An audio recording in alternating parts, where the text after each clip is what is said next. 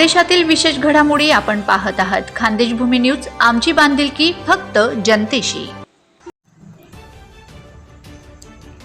राजस्थानमधील सामूहिक अत्याचाराचे पडसाद धुळ्यात. सुरक्षेच्या प्रश्नावर महिला संघटना आक्रमक. राजस्थानमध्ये एका 13 वर्षीय अल्पवयीन मुलीवर 30 ते 32 जणांनी केलेल्या अमानुष सामूहिक अत्याचाराचे तीव्र पडसाद आता धुळ्यात उमटले. या संतापजनक घटनेच्या निषेधार्थ धुळ्यातील विविध महिला संघटनांनी आक्रमक होत जिल्हाधिकाऱ्यांना निवेदन दिले आहे.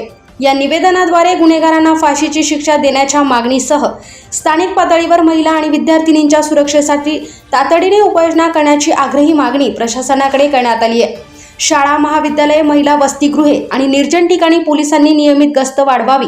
शहरातील संवेदनशील भागात सीसीटीव्ही कॅमेरे बसवावेत आणि महिला सुरक्षेला धोका निर्माण करणारे अवैध अड्डे उद्ध्वस्त करावेत, अशा प्रमुख मागण्या महिलांनी केल्या आहेत.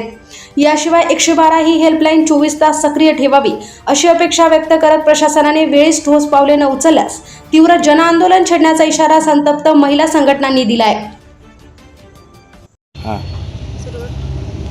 राजस्थानमध्ये आता 13 वर्षाच्या मुलीवर जो 30 ते 32 जणांनी अत्याचार केलेला आहे, त्या संदर्भात आपण की आरोपीला कठोर शिक्षा झाली पाहिजे. परत महिला सुरक्षेच्या दृष्टीने प्रशासनाने आता ठोस पावलं उचलली पाहिजे. जे काही करता येईल, शाळा कॉलेजेस आहेत जिथे निर्जन वस्ती आहे अशा ठिकाणी पोलिसांची गस्त वाढवणे, 112 सारखा जो हेल्पलाईन क्रमांक आहे त्याचा जास्तीत जास्त प्रचार प्रसार करून तो 24 तास सक्रिय ठेवणे, अशा बऱ्याचशा मागण्या आपण प्रशासनाला करत आहोत. त्यासाठी धुळे जिल्ह्यातल्या सगळ्या ज्या महिला संघटना आहेत त्यांनी एकत्र येऊन आत्ता आपण कलेक्टर ऑफिसला निवेदन देत आहोत की प्रशासनाने याच्यावर ठोस कारवाई करावी आणि आता सगळ्या महिला रस्त्यावर येतील. फक्त धुळे जिल्ह्यातलंच नाही तर संपूर्ण भारतामध्ये ही मोहीम सुरू झालेली आहे.